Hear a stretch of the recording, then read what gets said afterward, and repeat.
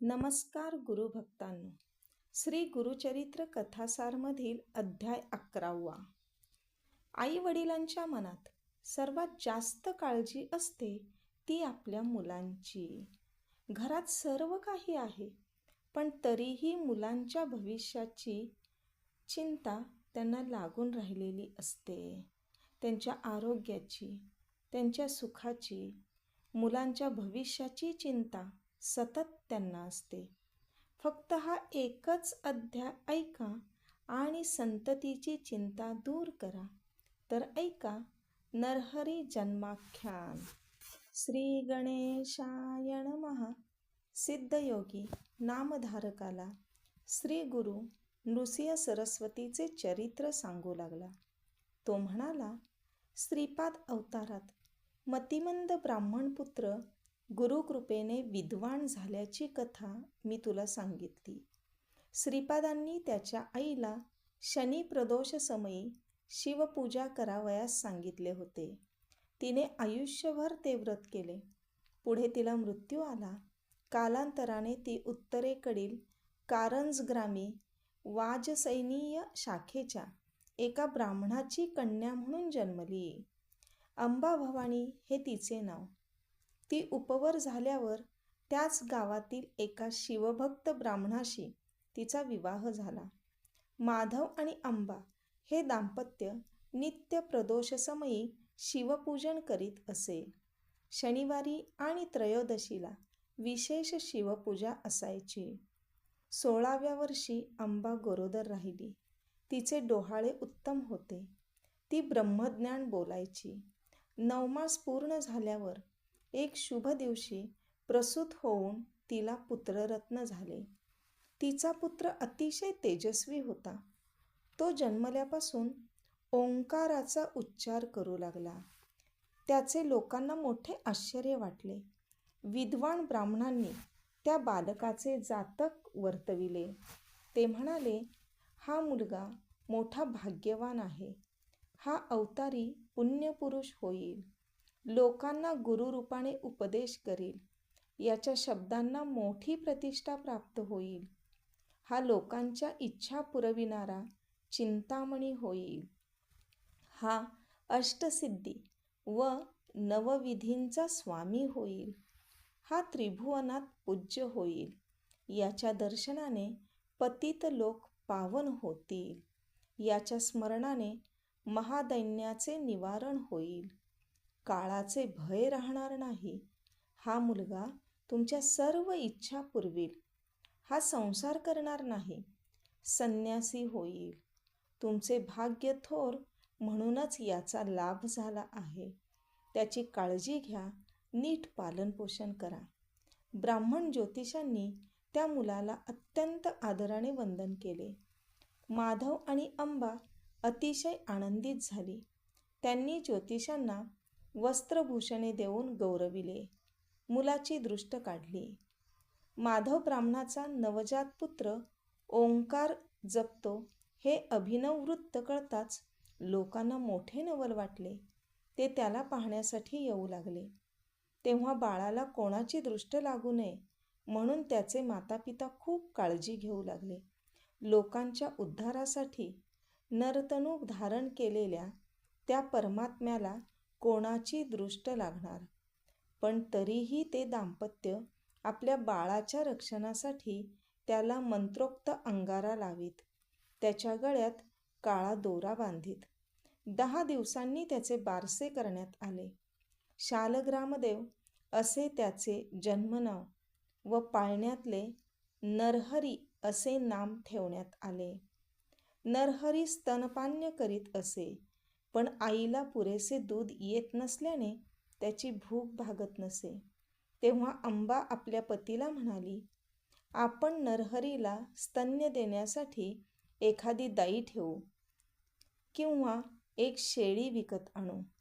ते ऐकताच तान्ह्या नरहरीने आपल्या उजव्या हाताने तिच्या स्तनाला स्पर्श केला, तर काय आश्चर्य, तिच्या दोन्ही स्तनातून दुधाच्या धारा वाहू लागल्या. जगाच्या कल्याणार्थ आलेल्या त्या अवधूताने सर्वप्रथम आपल्या आईची चिंता दूर केली. मातापित्याने त्याला वंदन केले आणि ही गोष्ट गुप्तच ठेवली. नरहरी कधीही पाळण्यात निजत नसे. त्याला जमिनीवर खेळायला आवडायचे. हळूहळू तो वर्षाचा झाला. खेळू लागला, बागडू लागला, पण ओंकाराशिवाय दुसरे काहीच बोलेना. त्याचे मातापिता त्याला बोलते करण्याचा खूप प्रयत्न करीत. त्यांनी अनेक उपाय केले, पण उपयोग झाला नाही. आपला पुत्र मुका आहे की काय अशी त्यांना चिंता वाटू लागली. नरहरी 7 वर्षांचा झाला. 8व्या वर्षी त्याची मुंज करावी लागणार होती. मातापित्याला प्रश्न पडला, आपला मुलगा बोलत नाही, त्याला गायत्रीचा उपदेश द्यायचा तरी कसा? आईला भडभडून आले.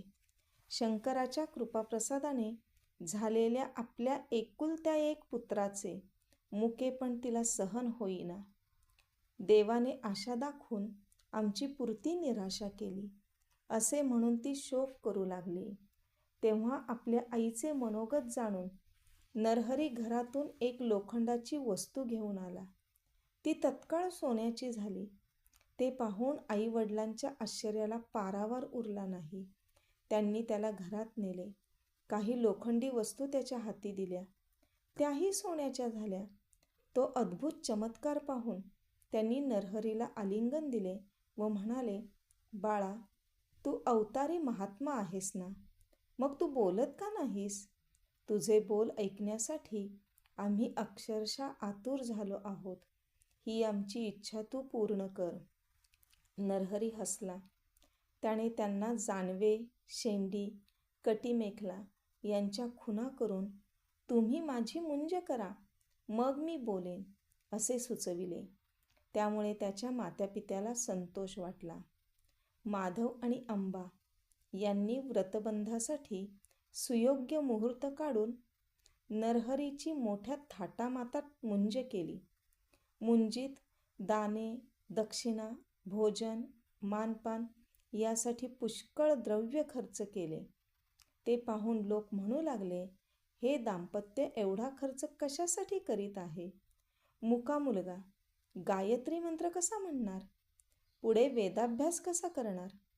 दुसरे म्हणाले, आपल्याला भोजन व दक्षिणा मिळाल्याशी कारण तो मुलगा शिकेल की नाही याची चर्चा करण्यात आम्हाला स्वारस्य नाही.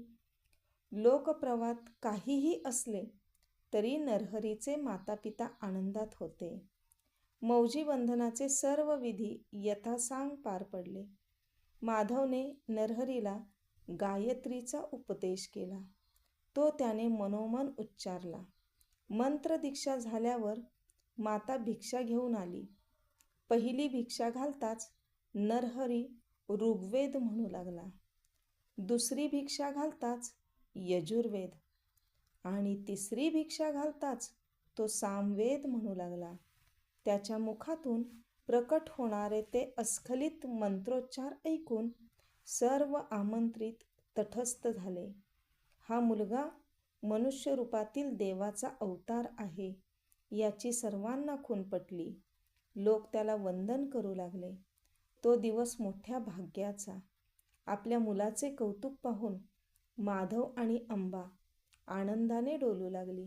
नरहरीने आईला नमस्कार केला व म्हणाला, तू मला भिक्षा मागण्याची आज्ञा दिली आहेस. आता मी घरोघरी भिक्षा मागेन, तीर्थयात्रा करीन. ते ऐकून अंबेला रडू आले. ती म्हणाली, माझी शिवाराधना फळास आली म्हणून तुझ्यासारखा तेजस्वी पुत्र लाभला.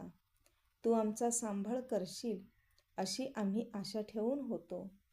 आता आम्ही कोणाच्या तोंडाकडे पाहायचे? शोक असह्य होऊन ती मूर्छित पडली. नरहरीने तिला सावध केले व म्हणाला, मला नियोजित कार्यासाठी गृहत्याग करणे भाग आहे. तू मला अडवू नकोस. तुला आणखी 4 विद्वान पुत्र होतील. ते तुझी उत्तम सेवा करतील. त्याने आपला हात तिच्या मस्तकी ठेवला. त्यामुळे तिला पूर्वजन्मीचे स्मरण झाले. आपला नरहरी हा श्रीपाद श्रीवल्लभ आहे.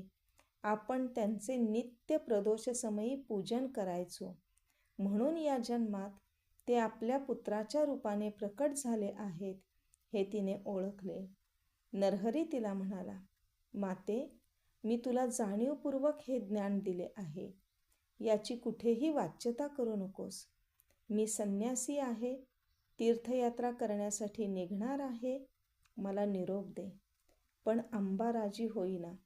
ती म्हणाली, नरहरी, तू गेलास की पुन्हा दिसणार नाहीस. अल्पवयात संन्यास घेणे योग्य नाही. धर्मशास्त्राला अनुसरून वागावे. ब्रह्मचर्य, गृहस्थ, वानप्रस्थ या क्रमाने नंतर संन्यास घेणे हेच योग्य आहे. आधी इंद्रिये तृप्त करावी, जीवन समृद्धपणे जगावे आणि मगच तपश्चर्येची वाट धरावी. सिद्धयोगी म्हणाला, नामधारका, मातेचे बोलणे ऐकून नरहरीने तिला जे तत्वज्ञान सांगितले तेच मी तुला सांगणार आहे. ते लक्षपूर्वक ऐक. आपल्याला अध्याय आवडला आहे तर व्हिडिओला लाईक करा व चॅनलला सबस्क्राईब करा आणि ऐका पुढील अध्याय. दत्तगुरूंच्या कृपेने तुमच्या सर्व मनोकामना पूर्ण होत. श्री गुरुदेव दत्त.